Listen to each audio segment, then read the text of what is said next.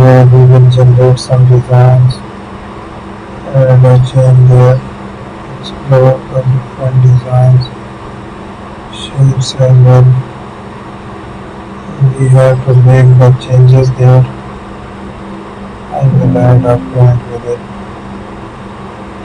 Use an eraser tool to make some attraction.